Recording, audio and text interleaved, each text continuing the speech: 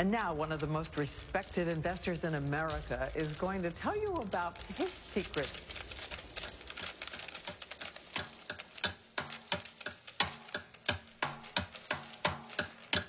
Warren Buffett. It's the sound of money. $9.2 billion. Buffett, the second richest man in America. He's estimated to be worth about $62 billion and makes him the richest man in the world. You know, Buffett is not exactly what you might expect. Even though he's in the money business, he doesn't even own a calculator or a computer. He takes the long view, and it's made him billions, many billions. Maybe you can beat the House, but I don't think you can beat Warren Buffett. Buffett filed his first tax return at 13 years old. But he's no average billionaire, Tom. No, he certainly isn't, Matt. He's a $44 billion average Joe. Warren Buffett has an approach that doesn't make him very popular with his fellow billionaires. Warren Buffett, the boy from Nebraska who grew up to become the Wizard of Omaha. What was it about him that allowed him to become the richest man in the world? How did he do it?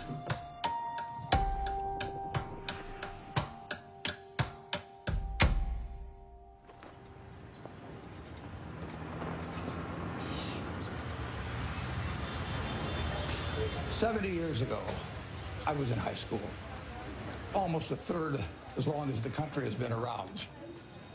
And when I was in high school, I really only had two things on my mind: girls and cars. and I wasn't doing very well with girls, so we'll talk about cars. But let's just imagine that when we finish, I'm going to let each one of you pick out the car of your choice. Sounds good, doesn't it? Pick it out, any color, you name it. It'll be tied up with a bow, and it'll be at your house tomorrow. And you say, well, what's the catch? And the catch is that it's the only car you're going to get in your lifetime. Now, what are you going to do knowing that that's the only car you're ever going to have and you love that car? You're going to take care of it like you cannot believe. Now, what I'd like to suggest, you're not going to get only one car in your lifetime, but you're going to get one body and one mind, and that's all you're going to get. And that body and mind feels terrific now, but it has to last you a lifetime. I'm on the way to the office. It's all of a 5-minute drive. I've been doing it for 54 years. One of the good things about this 5-minute drive is that on the way there's a McDonald's, so I'll pick up something. Good morning. Thank you for choosing McDonald's. Go ahead and order whenever you're ready. I'll have a sausage McMuffin with egg and cheese. Anything else? That's it. Thank you. And I tell my wife, as I shave in the morning, I say either 261, 295, or 317. And she puts that amount in a little cup by me here, and that determines which of 3 breakfasts I get. Okay, 295. There's How the you two. doing, sir? Hey, great. You're on candid camera. I see. Hello, everybody. When I'm not feeling quite so prosperous, I might go with the 261, which is 2 sausage patties, and then I put them together and pour myself a Coke. Hi, how are you? 317 is a bacon, egg, and cheese biscuit, but the market's down this morning, so I think I'll pass up the 317 and go with the 295.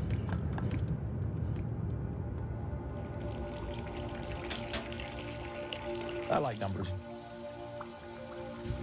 Started before I could remember. It just felt good working with numbers.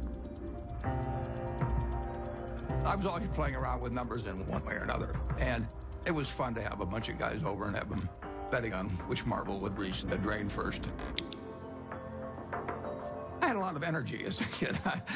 I was inquisitive, and I was the youngest one always in the class because I'd skip. I've always been competitive. I like to read more than most kids. I really like to read a lot. My Aunt Edie gave me a copy of the World Almanac And that was heaven to me. And I can still tell you that the almost population was 214,006 in 1930. Some numbers just kind of stick with you. And very early, probably when I was 7 or so, I took this book out of the Benson Library called 1,000 Ways to Make $1,000. And one of the ways in this book was having penny weighing machines. And I sat and calculated how much it would cost to buy the first weighing machine and then how long it would take for the profit for that one to buy another one. And I would sit there and create these compound interest tables to figure out how long it would take me to have a weighing machine for every person in the world. I had everybody in the country weighing themselves 10 times a day, and me just sitting there like John D. Rockefeller's weighing machines. The allowance when I was a little boy was a nickel a week, but I liked the idea of having a little more than a nickel a week to work with, and I went into business very early. I started selling Coca-Cola door to door. I sold gum door to door, or sold Saturday Ink Post, Liberty Magazine, Ladies Home Journal, you name it.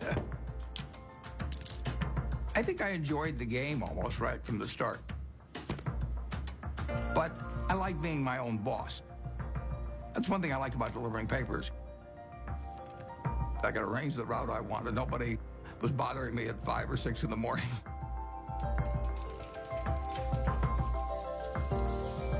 I was delivering 500 papers a day, and I made a penny a paper, but in terms of compounding, that penny turned into something else.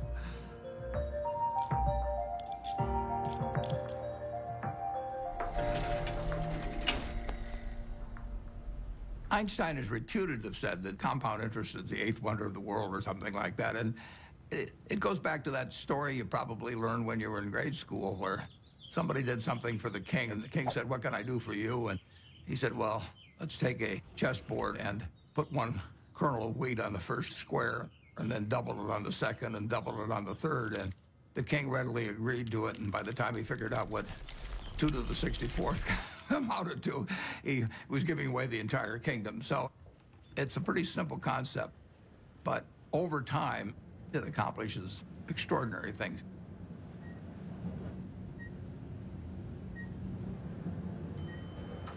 Berkshire is an amazing company. It's 4th largest company in the Fortune 500. He is the only person who has ever, from scratch, built a company that is in the top 10 of the Fortune 500.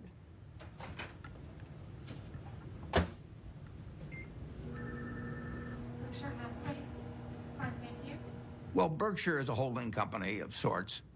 It owns a large number of separate businesses that operate independently of each other and, to a great extent, from the parent company, Berkshire Hathaway. Well, gold's been red hot. My favorite green gold. So strong. All right. Well, we're going to get more from you in a second. We have maybe 70, maybe 80 businesses, and we ask them to behave in a way that doesn't hurt our reputation at Berkshire Hathaway, but they run their own lives. Other people do most of the decorating of the office, so various things come in. Originally, when I moved in 1962, you can see this. I went down to the South Omaha Library, and I think for $1, I got 7 copies of old New York Times from big times like the Panic of 1907. This is one, 1929, obviously. But I wanted to put on the walls days of extreme panic in Wall Street, just as a reminder that anything can happen in this world. I mean, it's instructive art, you can call it.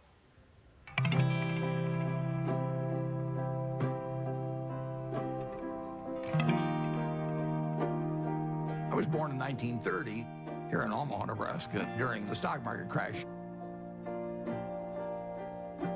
Well, my dad lost his job in 1931, a year after I was born. He was a stock salesman, and he had what little savings he had in the bank, and so he started his own company. He worked right through the Depression.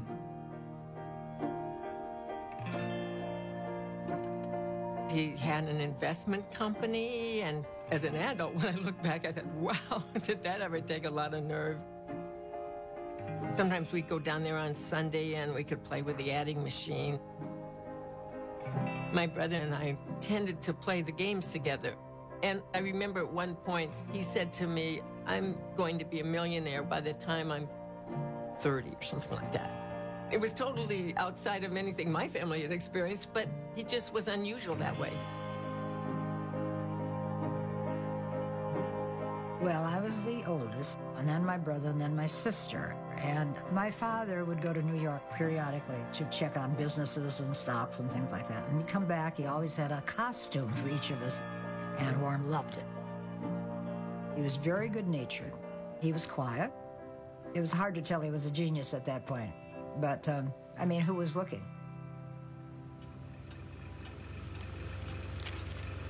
The first books I read on investment were actually in my dad's office. Pretty soon I read all the books in the office and read some of them more than once. My dad had various nicknames for me. He'd call me Fireball sometimes because I'd start little businesses. He didn't care about money at all. He believed very much in having an inner scorecard and never worry about what other people are thinking about you. You know, just if you know why you're doing what you're doing, that's good enough. I admired everything about him to the extent that I was absorbing lessons from him without knowing it. And the idea that all lives have equal value is something that all three of his children felt since I can remember. My dad, at one point, ran for Congress when I was 12 or so. It was a very Republican household. I campaigned for him, my sisters campaigned for him. The whole family did. My mother was very, very bright, and she was very gregarious. She was a good campaigner for my dad. She had a lot of ambition, and I think my brother Warren got a lot of his extreme competitiveness from my mother, actually. She was brilliant at math. You know, I guess they still had these things where you cranked them and things added up, and she could add it in her head faster than the machine could do it. She was absolutely amazing in that. She was very dutiful about taking care of the kids, but you didn't get the same feeling of love. It was there, but it didn't come out the same way as with my dad. In the nation, the only permanent way to prosperity is a balanced budget. Unless that goal is achieved, all post-war plans will collapse like Hitler's conquest. You have heard Congressman Howard L. H. Buffett, Republican member of the House of Representatives from Nebraska. When I was about 12 or 13, we moved to Washington, my family, and I was mad. I was having fun in Omaha. I lost all my friends, and now I moved to a town where they were all strange. So I was very, very unhappy. At school, I just lost interest.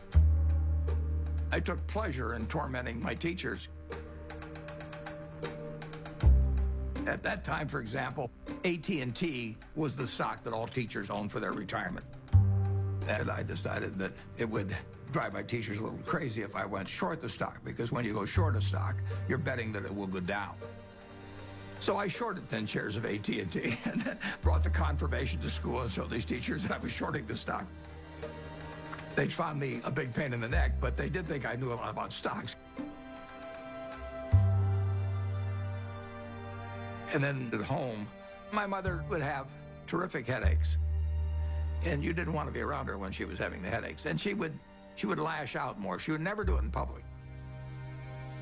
Well, I think we were terrified of her. When I'd wake up in the morning, I'd listen to hear her voice. I could tell by her voice it was going to be a terrible day or not. When she got difficult, the three children felt it. When I was at the low point, I decided that I would run away. So I talked two other guys into running away with me. We went out and we started hitchhiking. And then we got picked up by the highway patrol, and that scared the hell out of us. It's very interesting. My dad never really gave me help about doing this. But he finally said, you know, he said, you can do better than this. And just saying that, I mean, I felt I was letting him down, basically. So in all ways, He was teaching me. He never taught by telling me things. He just taught by example. He had unlimited confidence in me, even when I screwed up. And that takes you a long, long way. The best gift I was ever given was to have the father that I had when I was born.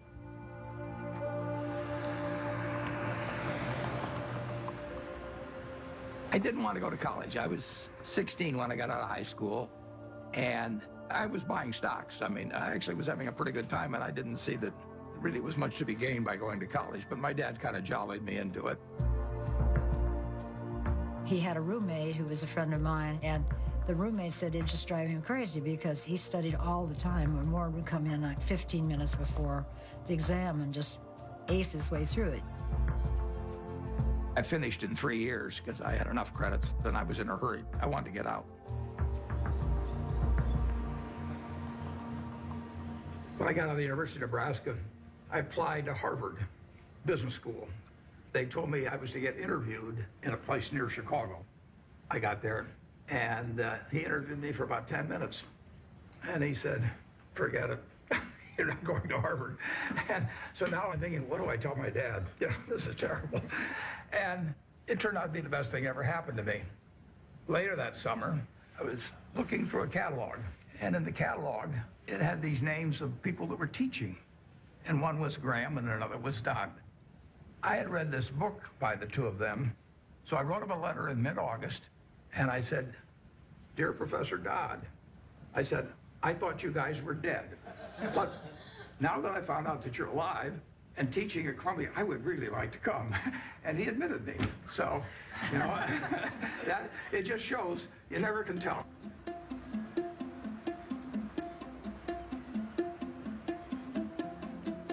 Gentlemen, that's Graham. Ben was this incredible teacher. I mean, he was a natural, and he drew us all in. Are Wall Street professionals more accurate in the shorter term than the long-term forecast? Well, our studies indicate that you have your choice between tossing coins and taking the consensus of expert opinion. And the results are just about the same in each case. It was like learning baseball from a fellow who was batting 400. It really shaped my professional life. There are two rules of investing, according to Warren, and he learned this from Ben Graham. Rule number 1, never lose money. Rule number 2, never forget rule number 1. Ben Graham basically coined the term value investing. He believed in careful scrutiny of a company's financial statements, and that if you bought value, it would eventually prove out. A few years ago, I went to Amazon, and sure enough, they had this manual there. So, while reliving my youth, other guys were going to Amazon probably and buying old Playboys or something, but I bought old Moody's manuals instead. And when I got out of school, I started selling stocks. I was 20 years old at the time and looked about 16 and acted about 12. So I was not the most impressive salesperson anybody ever met. But what I would do was I went through page by page looking for possibly undervalued stocks. Is this like going through an old family album? Better.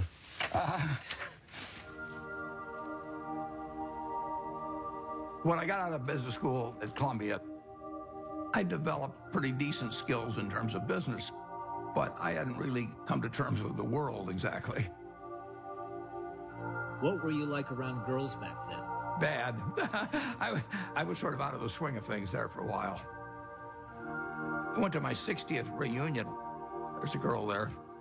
I took her out one time to the Uptown Theater in Washington, and I asked her whether she remembered what movie we saw, and she said, no, I don't remember that. And then she said, but I do remember one thing. And like an idiot, I said, what was that? And she said, well, you picked me up in a hearse. And it was true that I owned a half interest in a hearse while I was in high school, which was not the smoothest thing, or coolest, as they would say now, the thing that you could do on a date. There were two turning points in my life. Once when I came out of the womb, and once when I met Susie, basically. She was the girl, yeah. But it took her a little longer to figure out I was the boy. I was going to be his youngest sister's roommate at Northwestern. So I walked into their house, and he was sitting in this chair, and he made some sarcastic quip. So I made one back. I thought, who is this jerk? And that's how we met, yes. Listen, Warren is smarter than you even know.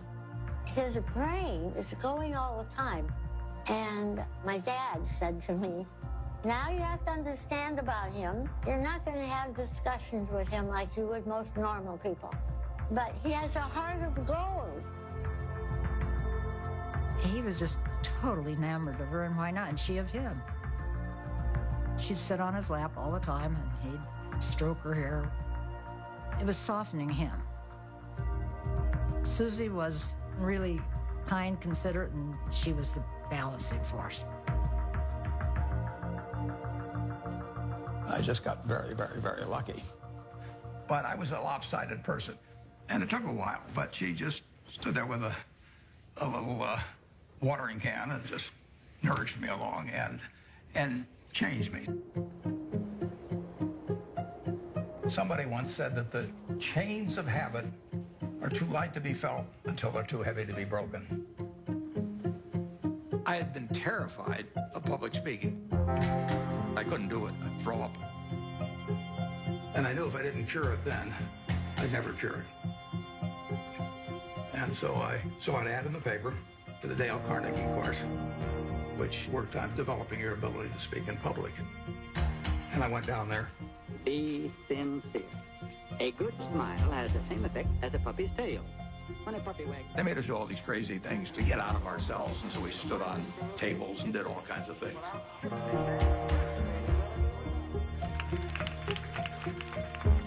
If I hadn't have done that, my whole life would have been different. So in my office, you will not see the degree I got from the University of Nebraska. You'll not see the master's degree I got from Columbia University, but you'll see the little award certificate I got from the Dale Carnegie course. As a matter of fact, every week, the instructor would give a pencil to whoever had done the most with what we'd learned the week before. And so in the fourth or fifth week, I proposed to her mother, and she said yes.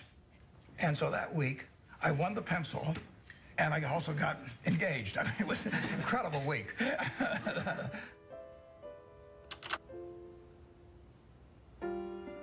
wedding date was kind of interesting because I couldn't see anything without my glasses, and I was so nervous that I just decided I'd take off my glasses and I wouldn't be able to see all those people out there.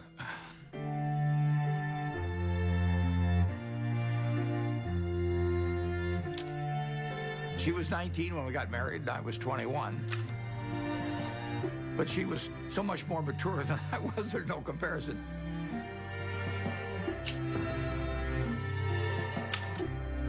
She was a better person than I was. But when you get married, it's not a question of saying, I'm going to put a 14% factor in for humor and 17% for intellect and 22% for looks. It doesn't work that way. I knew it was the right decision, and it was.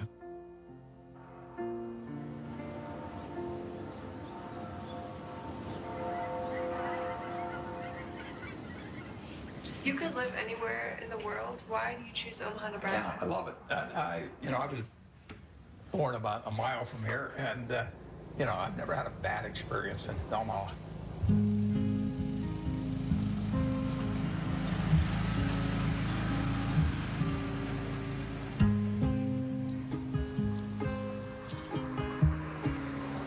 Omaha and Nebraska are home to me. Everything about it seems like home. It's a pace, it's relationships. There's a lot of continuity, there's a lot of community, there's a lot of friendship. It's a very solid place and friendly place in which to grow up and in which to conduct a business.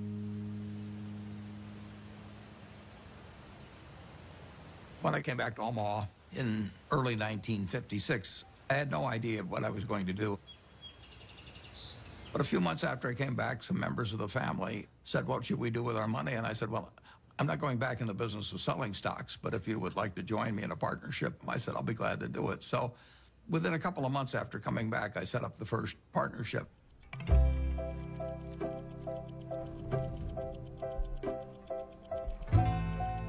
I wrote all the checks individually. I filed 11 income tax returns. I took delivery on stocks for all the different companies. I was a one-man band there for 6 years.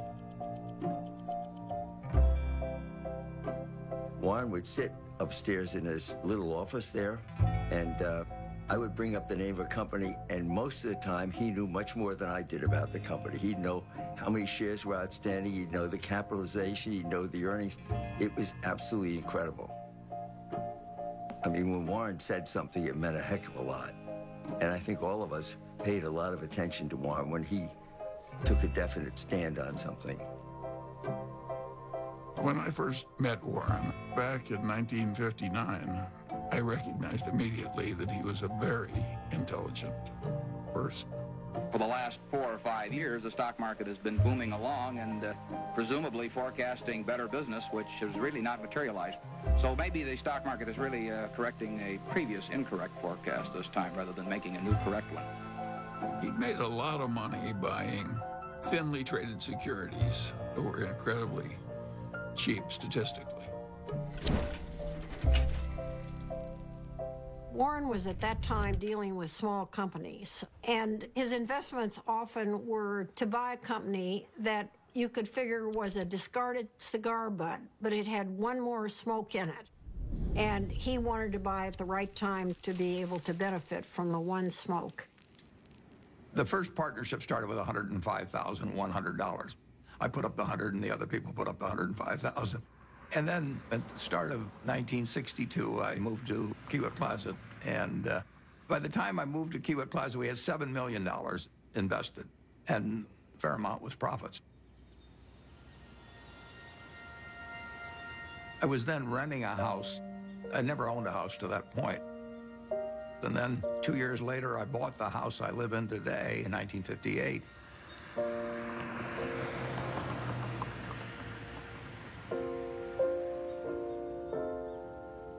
We had 3 children, Susie and I. And we had them young, incidentally, which was, I think, a very good thing.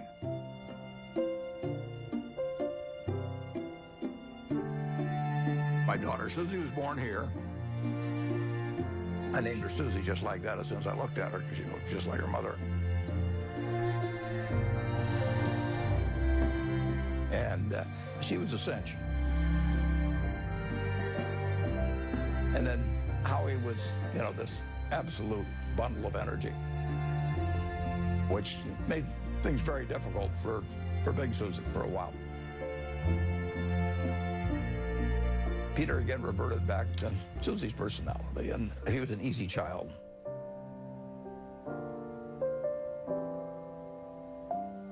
Well, you know, I would describe my childhood as normal, but who knows what normal is. People often think, you know, well, Warren Buffett was this famous rich guy. He was not famous and he wasn't rich when we were growing up. What I saw first and foremost, day in and day out, was consistency. Every day we'd hear the garage door close in the house, and then like clockwork, my dad would come in the door, I'm home, and we'd all eat dinner together, which I think surprises a lot of people. My dad used to rock me to sleep at night and sing Over the Rainbow.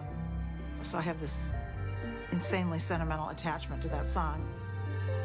I've always had a really close relationship with him.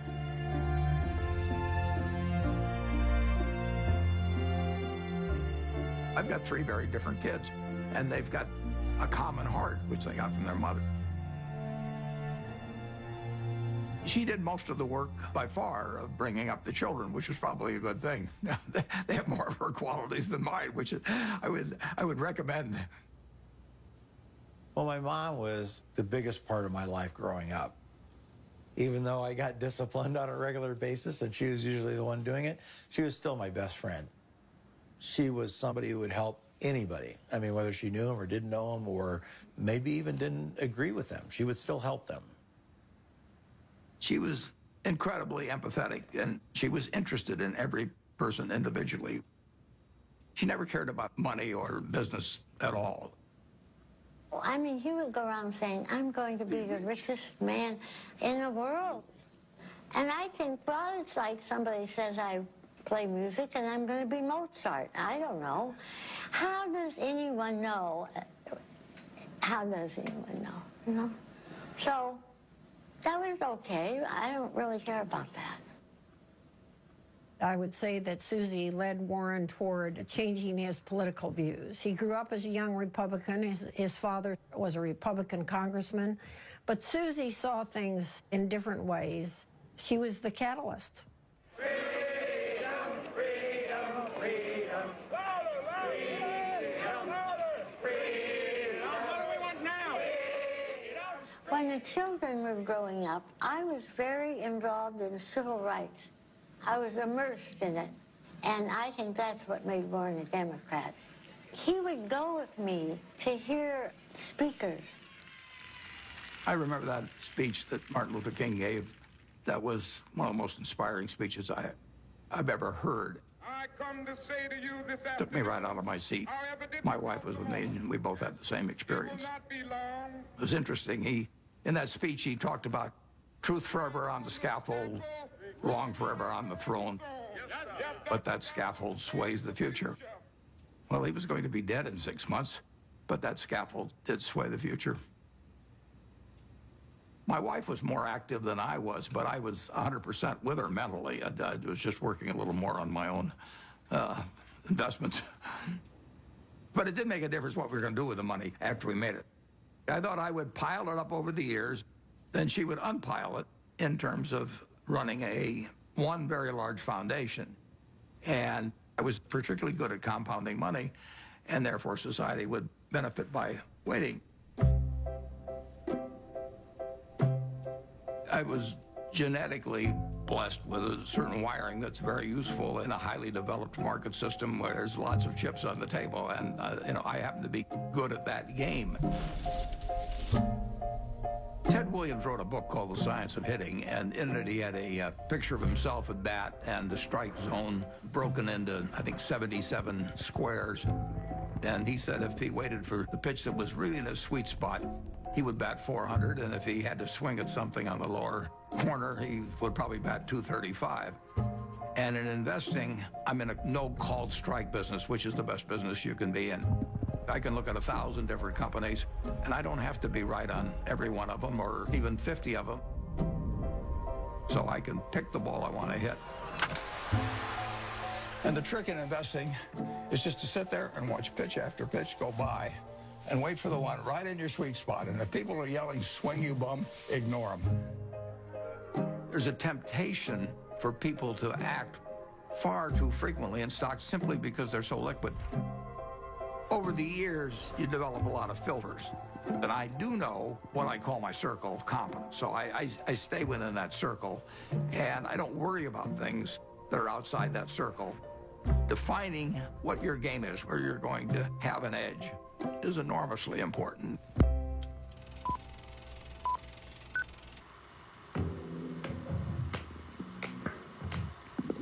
I bought the first shares of Berkshire in 1962, and it was a northern textile business destined to become extinct eventually. And it was a statistically cheap stock in a terrible business. Berkshire Hathaway was closing mills, and as they closed mills, it would free up some capital, and then they would repurchase shares. So I bought some stock with the idea that there would be another tender offer at some point, and we would sell the stock at a modest profit. And at one point, the management asked me at what price we would tender our stock, and I said $11.50. And the tender offer came out a few months later, and it was at $11.03, which is an eighth of a point cheaper. And that made me very mad, so I just started buying more stock.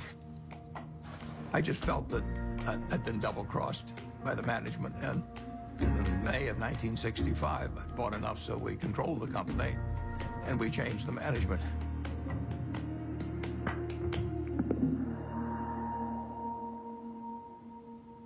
That was a pretty silly way to behave, as Warren has recounted in retrospect. One of the reasons Warren's successful is he's brutal in appraising his own past. He wants to identify misthinkings and avoid them in the future. But it was an accident that he chose Berkshire Hathaway. If the chairman hadn't tried to cheat him out of an eighth, there wouldn't have been any Buffett-Berkshire Hathaway history. If you're emotional about investment, you're not going to do well. You may have all these feelings about the stock. The stock has no feelings about you. Looking back, it's interesting, that tender offer, I didn't realize it, but it happened about 5 days after my dad had died. And whether that had affected me or not, I don't know. Do you remember your last conversation with your father? Yeah, but I don't want to talk about it.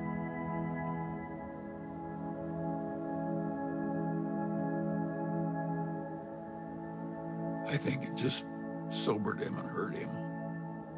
But Warren soldiers on. Both Warren and I could look at our fathers and see what they did right and what they did wrong. Warren's father was a real old-fashioned right-wing ideologue. And his father was so intense about it that Warren just decided that it was a mistake. It cabbaged up your head to be that much of an ideologue. So he loved his father, but he didn't want to become that much of a true believer in anything. My politics became more overt after my dad died. Civil rights changed my views. You know, in 1776, Thomas Jefferson wrote, "All men are created equal," and then when they wrote the Constitution, they all of a sudden decided that, no, it was just 3/5 of a person if you were black. I mean, that struck me as kind of crazy. I was talking to him one day about some racial issue, and he said to me, "Wait till women discover they're the slaves of the world." Now, how many men were cognizant of that, and even women then? The initial example is really my mother. She came from a generation where the main function of the wife was to help her husband in the job. And my sisters are fully as smart as I am. They got better personalities than I have, but they got the message a million different ways that their future was limited, and I got the message that the sky is the limit. And it wasn't due to a lack of love or anything of the sort. It's just, it was the culture. On the other hand, you can look at the flip side of that and say it's quite encouraging, because if you look at what this country accomplished only using half of its talent, you know, just think of the potential for the future. I'm enormously bullish on America over the future, and part of the reason is that we, by some rather stupid decisions, essentially put half our talent on the sidelines. Warren is probably the most rational person I've ever met. Charlie Munger would be a close rival. And Charlie became a man that Warren depended on heavily. And I think his first experiences in the discarded cigar butt era convinced him that it was not exactly where he wanted to be. He'd made so much money for so long doing what he'd been taught by Ben Graham, which is to buy these very cheap stocks. And if they were cheap enough, he didn't care if it was a lousy company and a lousy management. He knew he was going to make money anyway just because of the cheapness. Charlie Munger has had a big impact on me in moving me toward looking for wonderful companies at fair prices rather than fair companies at wonderful prices. And that was enormously important because it enabled Berkshire to scale up in a way that would have been impossible to do otherwise. Yep. What are the key indicators you look for within companies before making an investment? Well, I look for something that does give them a moat around it. We have a company called See's Candy out on the West Coast. See's Candy is boxed chocolates. If you give a box of See's chocolates to your girlfriend on the first date and she kisses you, we own you. You know, I mean, we can raise the price tomorrow and you'll buy the same box. You're not going to fool around with success. So the key there is the response. You do not want to go home on Valentine's Day and say to your wife or your sweetheart, preferably they're the same person, you don't say, here, honey, I took the low bid. It doesn't work. Price is, to a degree, is immaterial. If you've got an economic castle, people are going to come and want to take that castle away from you. And you better have a strong moat. You better have a knight in the castle that knows what he's doing. You're not buying an asset. You're buying a name. You're buying a brand. You're buying a real franchise here. And Charlie was more responsible for that than anybody. We were mental partners right from the moment we met. I want to know, going back 50 years, what it was like when you first met Warren. Well, I thought he was a prodigy. And I got a lot of criticism. My wife said, why are you paying such enormous respect to that young man with a crew cut who won't eat vegetables? He's ungodly smart. He's got a much broader intellect than I do.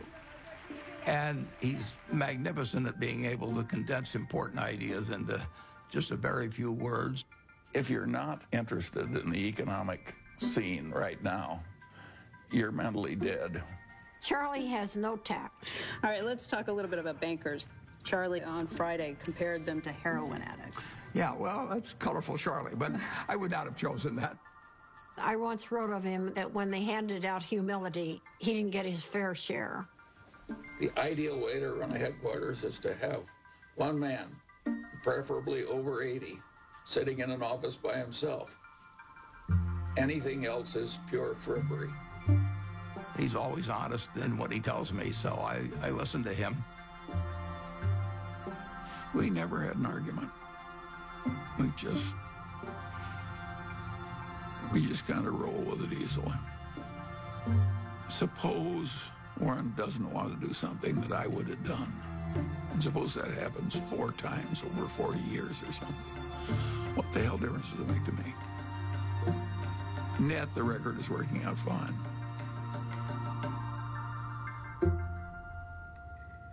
Both of us know that we've done better by having ethics. Warren's not interested in making money by cheating people. Warren's opinions of Wall Street investment bankers would not endear him to their mothers. He feels that they're, for the most part, not out for their clients. They're out for their own business interests. In the late 1960s, there were just a flood of accounting shenanigans and mergers built upon false accounting and misleading people. It was a time when a lot of charlatans were prevailing in Wall Street and were being applauded by Wall Street. And I understood what the game was about, but I didn't want to play in it. So I closed down the partnership at the end of 1969, and I took on the title of chairman for Berkshire Hathaway. Well, I think the modern Berkshire is pretty much all a reflection of Warren. I have constructed a business that fits me. It's kind of crazy to spend your life painting if you're painting a subject you don't want to look at. I've gotten to paint my own painting in business on an unlimited canvas, in a way. It's a different sort of place. I work with a great group of people that make my life very easy and that take good care of me. We have 25 people in the office, and if you go back, it's the exact same 25, the exact same ones. We don't have any committees at Berkshire. We don't have a public relations department. We don't have investor relations. We don't have a general counsel. We don't have a human relations department. We just don't go for anything that people do just as a matter of form. It's exactly the life I like. And it's not work to me. It's just a form of play, basically.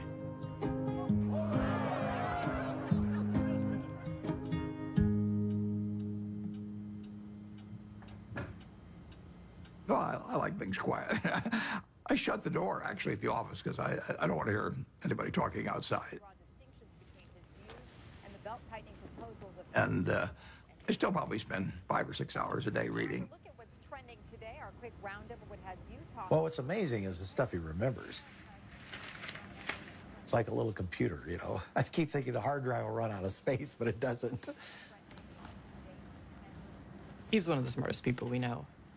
So I was at a couple of the family dinners at the Gates house where Mary, Bill's mom, was trying to convince him to come out to the family place at Hood Canal to meet Warren Buffett. And he was resisting because he was really busy with Microsoft. And finally he said, Mom, okay, I'll come for lunch. So the two of us flew out there somewhat reluctantly because, you know, buying and selling stocks, which is how I thought of Warren, wasn't of particular interest to me and didn't seem like value added. It turned out that was completely wrong. We knew that day that we'd be very close friends. In fact, we just couldn't get enough of each other.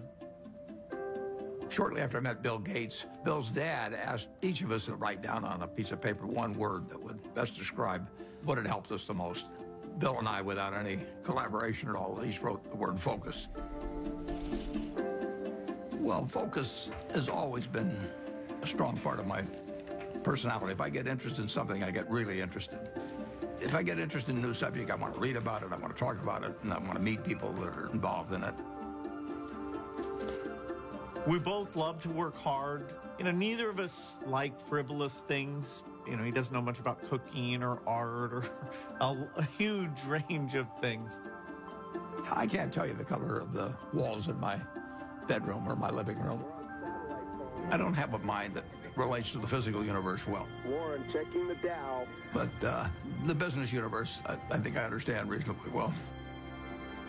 Warren's ability to size up people and businesses, it's a pretty magical thing. He is the best at that of anybody we know. We should all try to be 20% as good at that. I like to sit and think.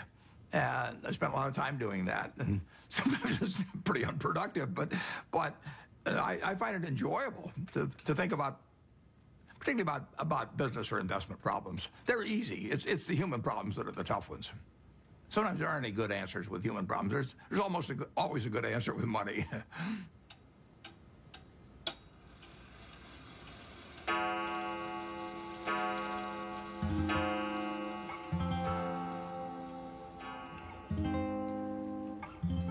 He was sort of a genius. I think sometimes geniuses are by default lonely and isolated. He was not really well adjusted. He was just this funny, humorous guy who maybe had a moat around him because he was afraid and he didn't know anyone that he wanted to let in. And to this day, I don't know, well, nobody knows him like I do, and probably any wife would say that. But,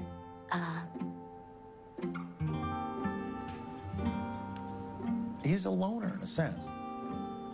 And it's difficult to connect on an emotional level because I think that that's not his basic mode of operation. He was there, physically, but he was upstairs reading all the time. I always told my mother we have to talk in sound bites. I learned that early on, that if you start, going into some long thing, unless you've explained to him ahead of time that it's going to be a long thing and you need him to hang in there, you lose him. You lose him to whatever giant thought he has in his head at the time that he was probably thinking about before you came in and really wants to get back to. He's not like the rest of us. I don't think my dad ever took anybody for granted, but you are a little bit blind, I think, sometimes to what other people might be doing behind the scenes. And my dad's gotten a little bit of a pass. Warren can't find the light switch, and it's probably my fault. One time, years ago, when the kids were little, I was feeling really sick. I had the flu, so I lay down on the bed, and I said to Warren, will you get me a pan or something from the kitchen? I may not get to the bathroom. I feel so sick. He said, okay. So he trotted down to the kitchen, and I hear this bang, dip, boom, bang. And he comes up and he brings me a colander, and I looked at it and I said, look, honey, this has holes in it. Oh, okay. So he ran down, all this banging, he comes up and he puts the colander on a cookie sheet.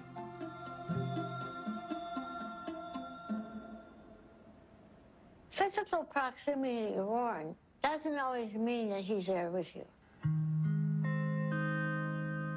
He's so cerebral, you see.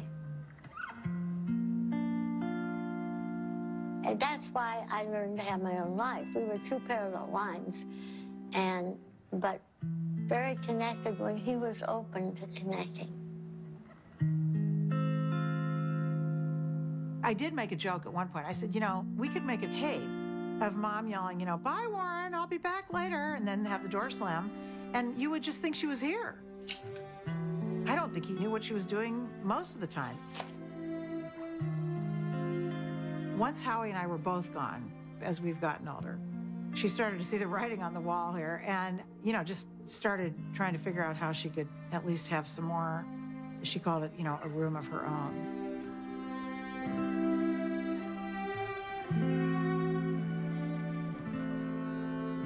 The worst mistakes involve not understanding other people as well as you might.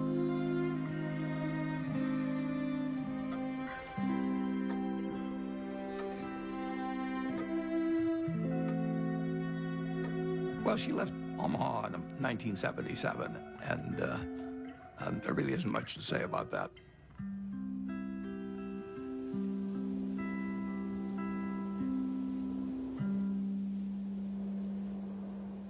It was devastating for him. And I came home because I can't say I was mad at her exactly, but I kept thinking, how can you leave him? He can't function by himself. So my mother, she'd asked a bunch of her friends to sort of look in on him. And Astrid was one of them. So I called Astrid. I said, Astrid, will you take one, make him some soup? Go over there and look after him because he's not going to make it.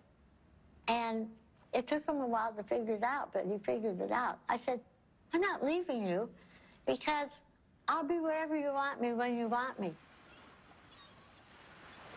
My mom moved to San Francisco, and I think one of the reasons it was important for her to leave Omaha was because she just felt like she was kind of trapped in this environment, that everybody knew who she was, that she, couldn't have her own identity.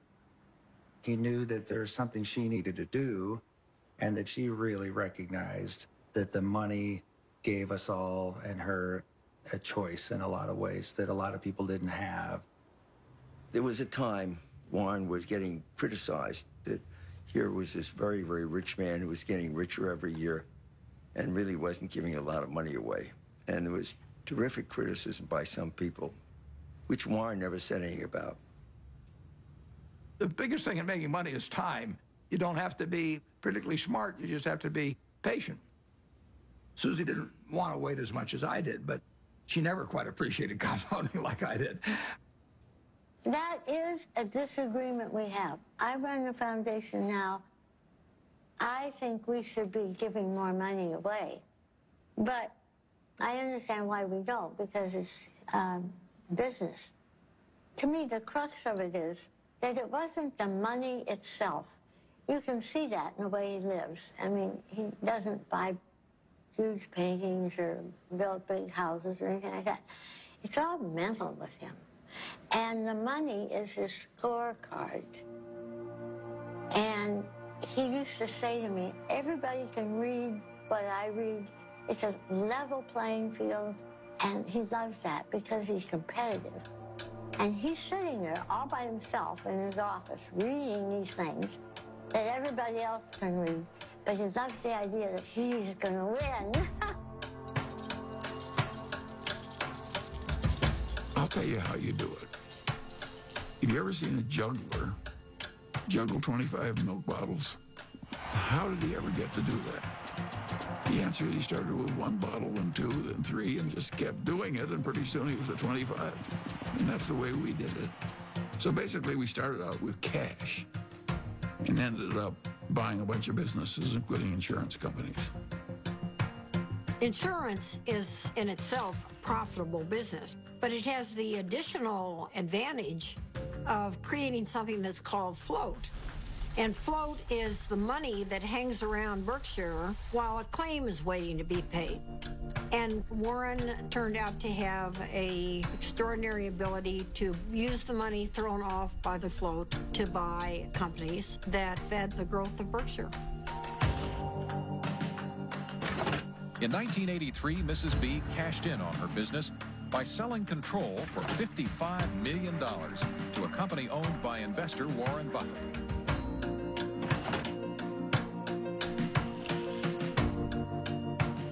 Warren was quite an expert about newspapers. He got interested in the Post because he recognized it as a greatly undervalued company. He had to write me a letter, "Dear Mrs. Graham, I've just bought 5% of your company, and I mean you no harm. And I think it's a great company. I know it's Graham-owned and Graham-run, and that's fine with me." And I thought, whoa, this guy's really terrific. He used to come to board meetings with about 20 annual reports, and he would take me through these annual reports. I mean, it was like going to business school with Warren Buffett. Kay Graham did introduce Warren to the world of Washington, entirely different group than he had ever dealt with before. It was clear that working with Kay gave him a different kind of confidence, and he was the star. Everyone wants to hear what Warren Buffett has to say. The Oracle of Omaha, building his image and having some fun. Berkshire shares have increased more than 2,000% in value, one of the largest market capitalizations in the world, and it could grow a lot larger since Warren Buffett shows no sign of slowing down. So how did he do it? By investing in what he knows and understands. Good old-fashioned American brands like Coca-Cola, Fruit of the Loom, and Dairy Queen. What inspired you? This inspired me. Find what you like. Is that what Yeah, absolutely. Today, the Coca-Cola Company will sell almost 2 billion 8-ounce servings of one form or another of Coca-Cola products. Now, if you get an extra penny a day, a penny a serving, that's $20 million a day. That's $7.3 billion a year from 1 penny more. When you own Coca-Cola, you own a little piece of the minds of billions and billions of people. That is really good. Who's got the most $100 bills these days? Well, his name is Warren Buffett in this country, and he has just displaced his friend Bill Gates as the richest businessman in the world.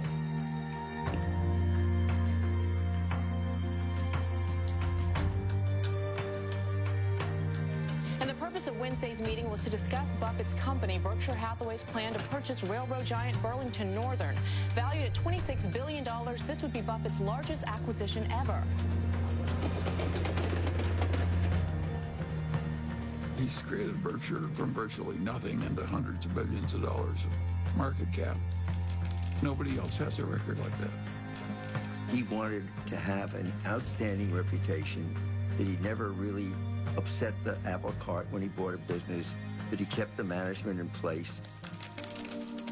He was establishing a reputation that paid off later in life. It's been building and building ever since I've known him. It takes 20 years to build a reputation, and it takes 5 minutes to lose it. When Warren made his investment in Solomon, I was one of the people, along with many, many others, who were quite amazed because he had taken a very critical tone in talking about investment bankers and about their greed. And here he was investing in one, Solomon Brothers, that was known to be a member of the club. Warren and Charlie went on the board, and Charlie couldn't stand what was going on there and didn't like the culture at all. And shortly after they got involved, the thing exploded.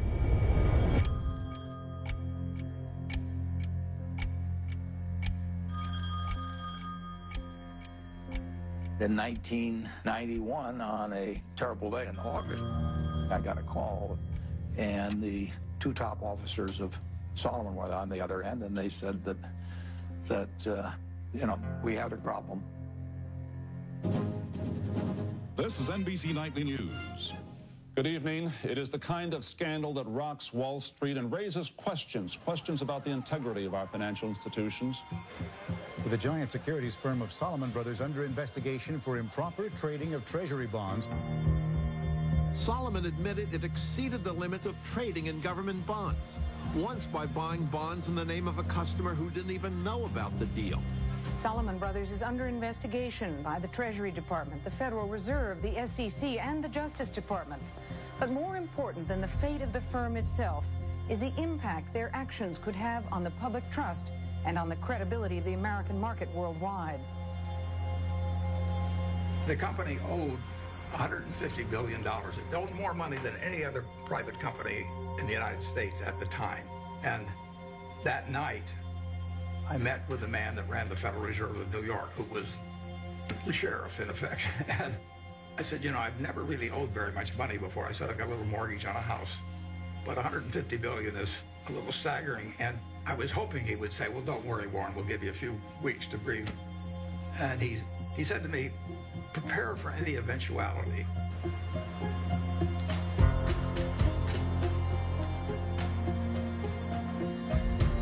Earlier today, the U.S. Treasury Department announced that it had suspended Solomon Brothers from participating in the auction of new issues. It was one more jolt for scandal-scarred Wall Street.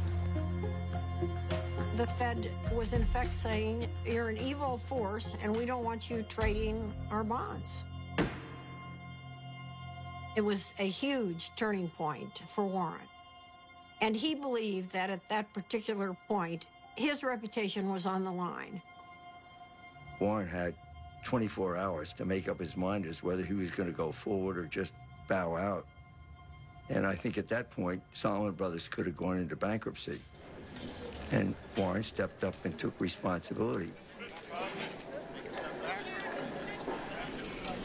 Okay, I'm Warren Buffett. I was elected interim chairman of Solomon Inc. A few hours ago at a board of directors meeting. Why was it necessary for you to step in, and what is your mandate of leadership? I think that it was necessary to step in because I would do whatever was needed to dig out any bit of information about what's happened in the past, and I would do everything I could to make sure that things are exactly right in the future. Mr. Buffett, are you satisfied that the worst? I had to convince the Treasury that what was done in the past was awful and stupid, and they had every right to be furious at us. But this firm employed 8,000 people, and it was going to go out of business unless they let us continue, basically. Warren believed that there was a too big to fail scenario. The term was not used then, but he believed that Solomon was too big to fail. And if Solomon went down, it would take other important parts of Wall Street with it. We had this death knell from the Treasury, so I called the Treasury. Nick Brady was the secretary. I'm pleading for my life, and I'm sure my voice was cracking and everything else. I said, Nick, this is the most important day of my life. And that I really did feel that it was going to be a colossal disaster. He wasn't sure I was right at all. In fact, he probably thought I was wrong, but he knew that I felt what I was saying. So the Treasury modified its order, and in effect, of course, it was quite an endorsement. It was huge.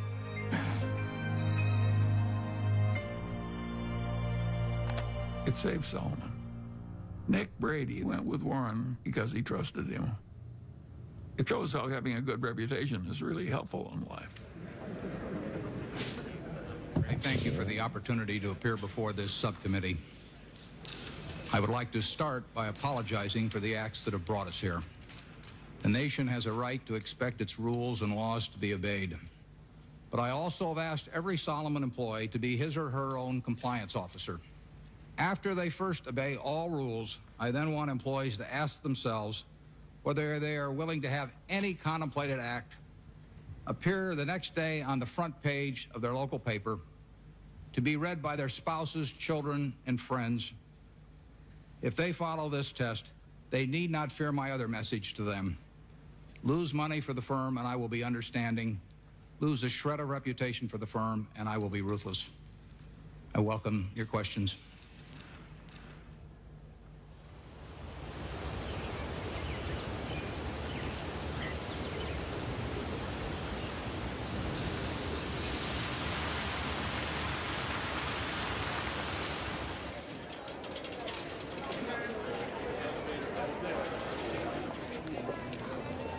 It's been 50 years since I formally took control of Berkshire Hathaway, and step by step, we've created something that is kind of what I dreamt we might create over time, but it took a lot of time to do it. It never seemed like we were making that much progress on any one day, but compound interest works. When you think back 50 years ago when you founded this company, did you ever imagine it would be the 5th largest company in the world? No, I didn't. But if I was thinking about it, I wouldn't have thought in terms of being the 5th, or the 4th, or the 3rd. You would have wanted number 1. Well, I mean, if you're going to dream, you might as well dream.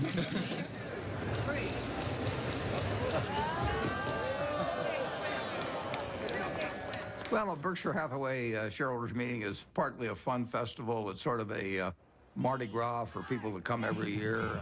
It's a chance for us to have a lot of fun and meet people that have entrusted us with their money. Well, we used to have just 30 people in a cafeteria, and now we have this huge public spectacle. Celebration is part of making a group of people work well together. It's a celebration. We are glad you're here at our meeting. Be sure to check out our wares. We'll sell you C's candy and dilly bars and insurance for all of your cars. For it's buy all you see at the Berkshire Show.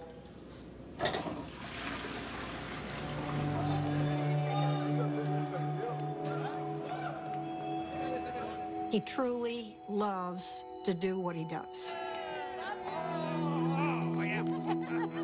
I think investors who own Berkshire Hathaway, they see themselves as a part of a community. There are more long-term holders of Berkshire than any company. People consider it a religion. They don't buy it with the idea they're going to sell it next week. I think most of them buy it with the intent of holding it for their lifetime, just like they'd buy a farm or buy an apartment house. At Berkshire, everybody gets the same information from the comprehensive annual report. We don't meet with the analysts. I'm not interested in what an analyst thinks about Berkshire. I'm interested in what the owners of Berkshire think about Berkshire. He came out of a private partnership where people he knew were trusting him. And he had his relatives in the partnership, and they were not rich. And as it got bigger, started treating everybody else the way he treated his relatives. In terms of our feeling toward the people who are shareholders, we regard them as our partners. They're not some faceless group of people. And that's why at the annual meeting, I love seeing 40,000 of them. It gives real meaning to what we're doing every day. Let's try. If you knew Susie like I know Susie, We just have a lot of love and respect for each other, and that's never changed. I don't go to most things in Omaha because I think Astrid lives there with him, and that's for her to do. And then we do all kinds of things. Strange as it may seem to people, I always think, who cares? If it's working between the people who are directly involved, who cares what anyone thinks? And my mother and Astrid were very close. They really, really loved each other. And I think that my mother was glad that she was there because she loved my dad. She wanted him taken care of and happy, and there's no one better than Astrid. I mean, she loves my dad. She wouldn't care if he had 1 cent. Well, Astrid has lived with me for a long time. She's done wonders for me. It worked well, but I don't think it'll work for lots of other people necessarily. Susie and I loved each other, and we admired each other, and we were totally in sync with what the other was doing, but we were two different individuals.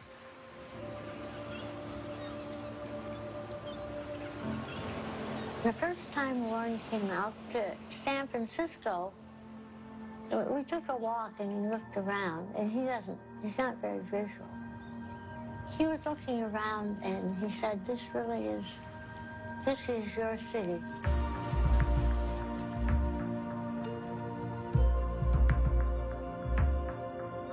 I am so drawn to color and light and form and nature that he thought it was a good place for me. Over the years, I've developed a better understanding of human nature. I can learn a lot about investments out of a book, but I don't think you can learn as much about human beings. You really need some experiences, and I'm wiser in that respect than I was 40 or 50 years ago, even though I can't rattle off numbers the same way I used to be able to.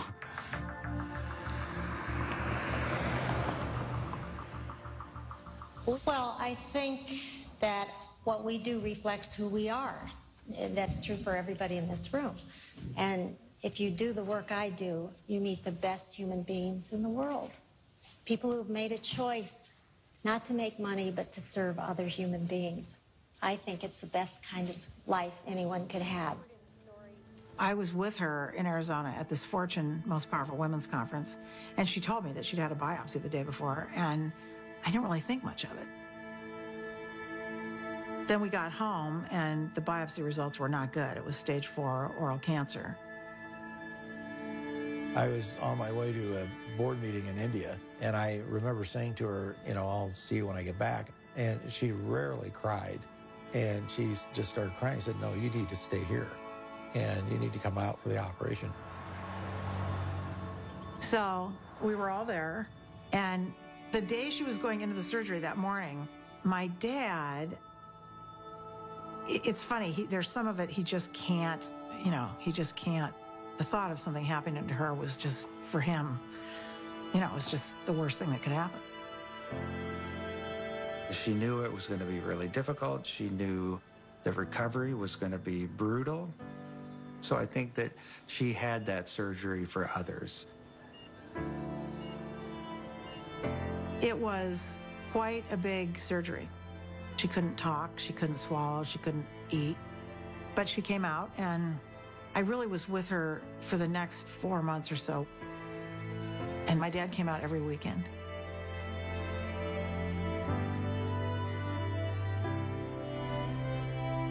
And in a few months, she was doing better.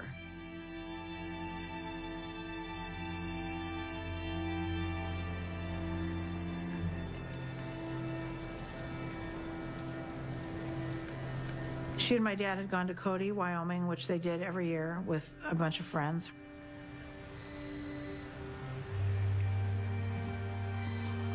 And my dad called, this was, 8 o'clock at night or something. And he said, something happened to Mom. I'm in an ambulance. You need to come. I actually thought something happened to my dad. I don't know why I thought that, but I guess I thought, my mom had this recovery, it was successful, and why would anything happen to her?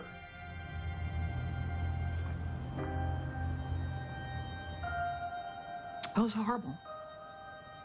And a total shock. She'd been fine. She'd been fine. They went off to Cody, and she was fine, and they were having dinner, and, she didn't feel well after dinner, and she had the stroke.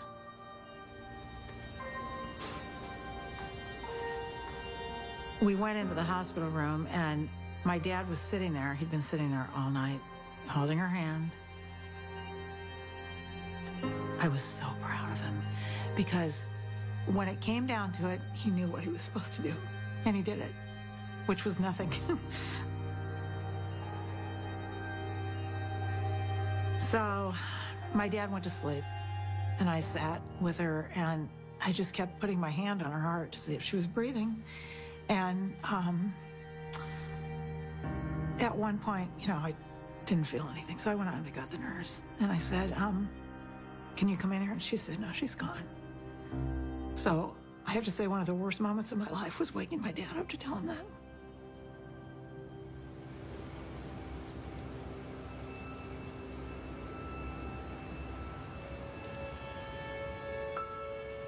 It's a very strange thing, love. You can't get rid of it. If you try to give it out, you get more back. If you try to hang on to it, you lose it.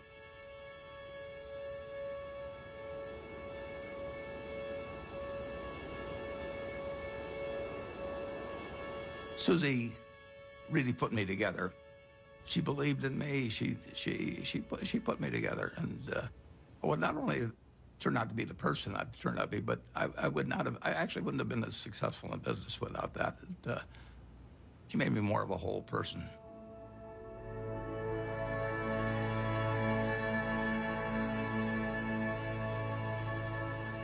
He went dark, essentially quiet and inward for a certain amount of time.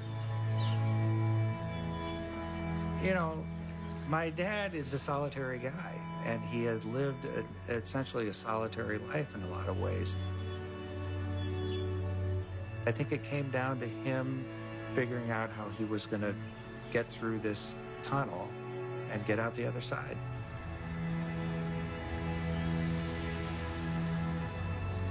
In my head at the time, I thought, God, I don't know if he'll ever get out of bed. But he did.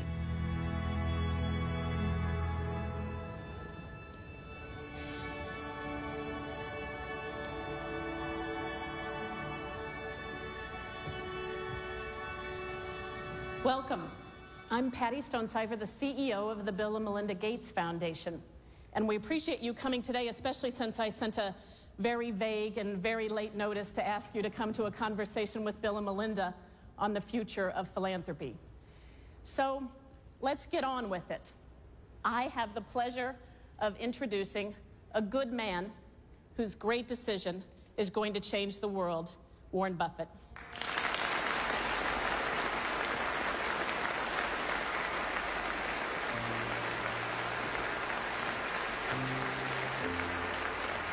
A remarkable decision tonight from one of the richest men in the world. Mega billionaire Warren Buffett says he is giving away most of his fortune to charity. Buffett has pledged to give away the bulk of his fortune to the Bill and Melinda Gates Foundation and giving more than 15% of his money to foundations started by his 3 children and his late wife, Susan. One global health activist called what Buffett did today one of the most remarkably selfless acts that history will ever record. That's a better hand than I get at a Berkshire Hathaway meeting. I'd like to thank you for coming. It's a great day for me. It's a great day for my family. My wife, Susie, and I had planned that whatever I made would go back to society. And originally, I thought she would outlive me and that she'd make the big decision on it. But since her death, I had to rethink the best way to get the money into society and have it used in the most effective way. And I had a solution staring me in the face. It was completely out of the blue. I mean, amazing. The largest single gift ever given was what he gave away that day. I'd like to ask the people representing those various foundations to come out. First 3 letters are easy to sign. I just signed Dad.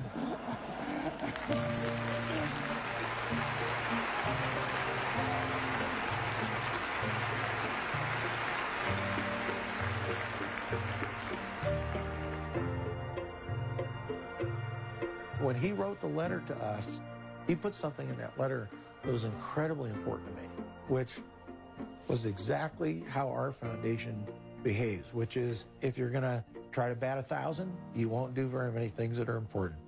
But if you're willing to basically strike out a few times, you can really change something big. ICCN! Well, I feel terrific about the fact that my 3 children each run a separate foundation that combines their special interests, whether it's early education or whether it's farming in areas where people's techniques for using small plots of land could use a lot of improvement. All kinds of ways, vaccines, you name it. More powerful than Buffett's gift is the message he's sending to other wealthy Americans, that those who have the least in this world should benefit from those who have the most.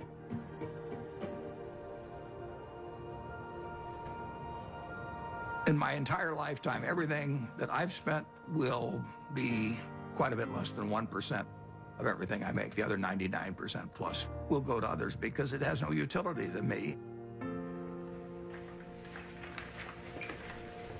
So it's silly for me to not transfer that utility to people who can use it. It's doing me no good.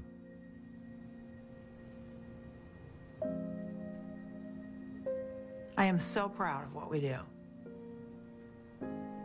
I almost cry at every board meeting because I just think she would be so proud. And that is my biggest job, in my opinion, is to make sure that every penny gets spent the way she would want it spent. Whoever you are in this life, you don't want to think you wasted a lot of your energy and love and time on something useless. I always thought I'd marry a minister, a doctor, or somebody out doing some valuable service to human beings. And the fact that I married somebody who makes just piles of money is really the antithesis of what I ever thought. But I know what he is, and he is, there's no finer human being than who he is.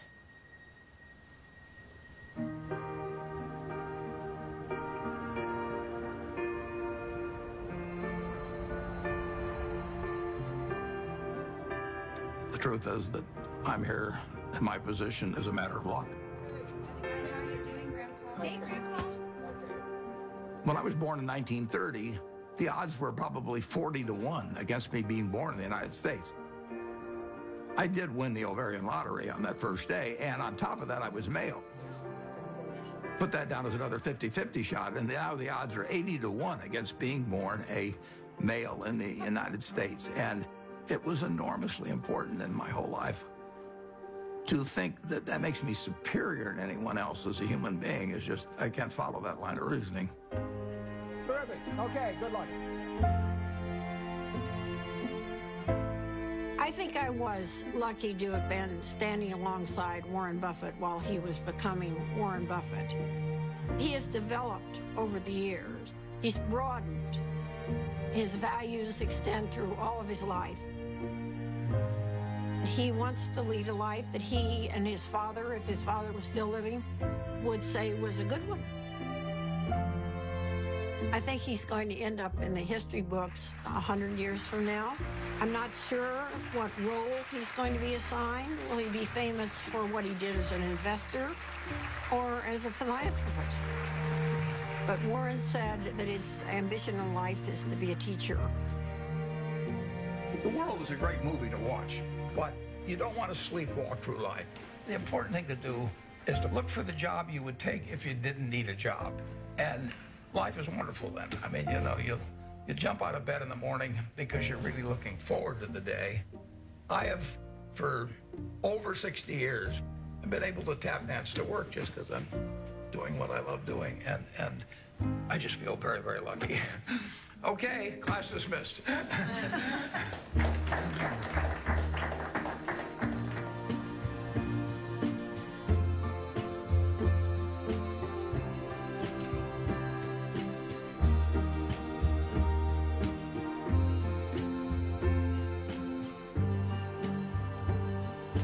Hi. Do you fear death? No, I don't. I've had a terrific life. I feel, you know, it's going to happen. And I have no idea what happens after it. I'm an agnostic, so it may be terribly interesting. It may not be interesting at all. We'll find out. But physically, I'm pretty well depreciated. I'm getting down to salvage value.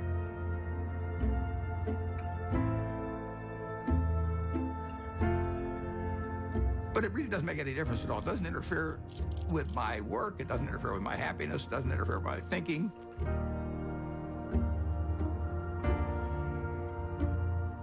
I don't feel any diminution in my enjoyment of life or enthusiasm for life at all. In fact, in a sense, the game that I'm in gets more interesting all the time. It's a competitive game. It's a big game.